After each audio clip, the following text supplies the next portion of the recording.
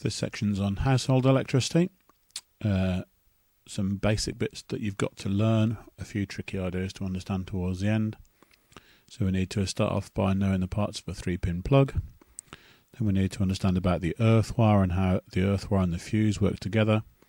And then we need to know about RCCBs and why they're better than fuses.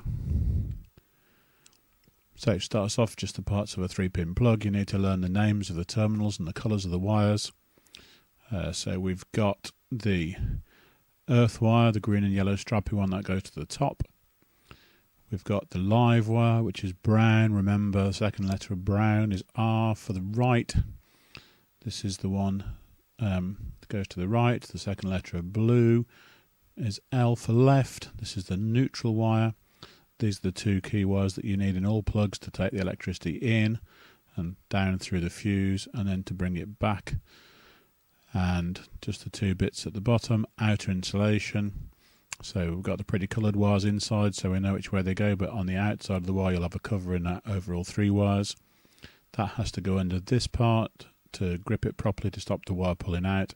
That bit's called the cable grip. So make sure you know the names of the terminals, where they go, the colours of the wires. All that's basic learning you have to do. So you might have picked up from that we need 2 wires in all plugs, one to take the electricity into the device, one to bring it out. But there's also that 3rd wire. Often if you go to Europe, then there isn't a 3rd wire, there are only 2. So how come in this country we have 3 wires? Well, we have 3 wires. Well, the 3rd wire is just there for safety. This little animation hopefully will make that clear for you. So here we've got a toaster. We've got the electricity coming in through the live wire, going down through the fuse, through the heating element, back up the neutral wire. If the device is just working normal and everything's fine, that's actually all you need to make it work. That's why you can get away with having 2 pins on your plug. Okay, but what can happen is that some part of the live wire can work loose and go onto the case. Well, normally that's not going to cause a problem actually in the short term because the electricity's got nowhere to go from the case. It's on some little rubber feet, so the electricity's got nowhere to go until you come along and touch it. But when you come along and touch it, then the electricity can go through you into the ground. Okay, you complete the circuit. Now, although we tend to explain it like this, actually there's a bit more to it than that, because if the current can go this way and it can get out to earth, what you find is you get a very big current, and if you don't have a fuse in there that's big enough, or sorry, if the fuse is too big rather, then what can happen is that this cable can get hotter and hotter and hotter, and you can set fire to either this or to the device. So these are really to prevent fires from overheating, from having too much current. Okay. However, what we really should have done, of course, is we should have connected an earth wire. Now the earth wire, notice at this end, is connected onto the case of the device. So now the electricity flows through the case, down the earth wire.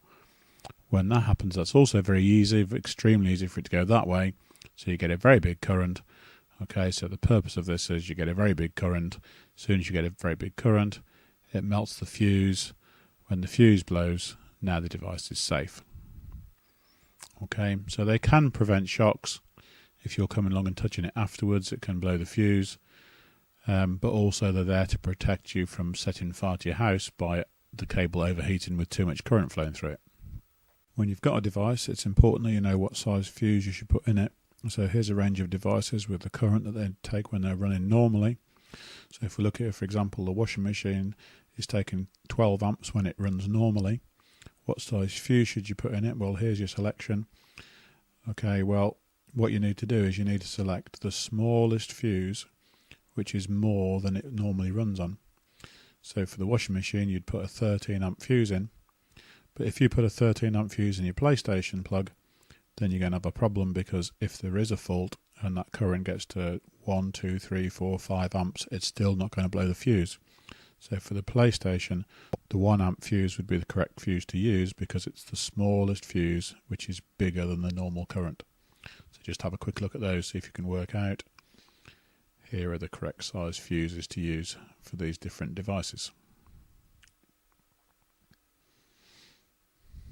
And often the right size fuse isn't actually written on the device. What it tends to tell you is the power. So you need to use this equation to work out the current.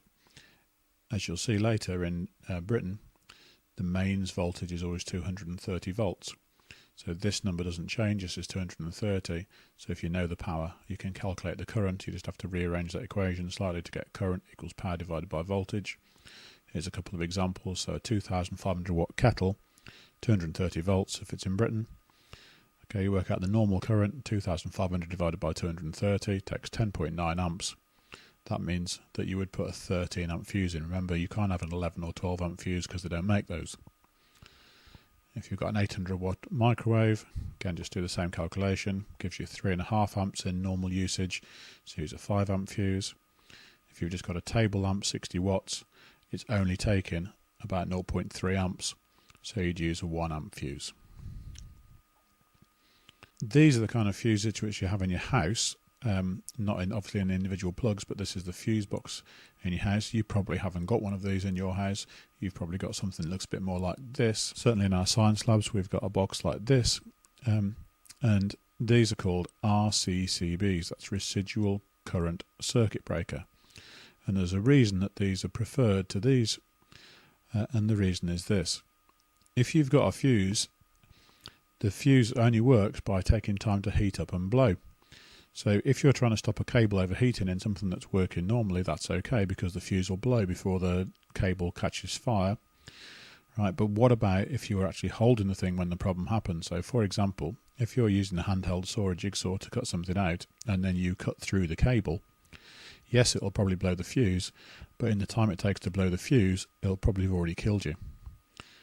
Okay, so these things work in a different way. They measure the current that's going into the device and the current that's going back out of the device again. And if there's anything different between those two currents, remember this is a series circuit, so the current flowing in and the current flowing back out again should be the same. If there's any different, they trip instantly. So they're much, much quicker, and they will cut in a quicker time than it takes to give you a heart attack from the flow of current through your body. Okay, they also have the other advantage, which is to reset them. It's quite easy, you just have to flick the switch up, whereas obviously with these you have to take the thing out, put a new wire in.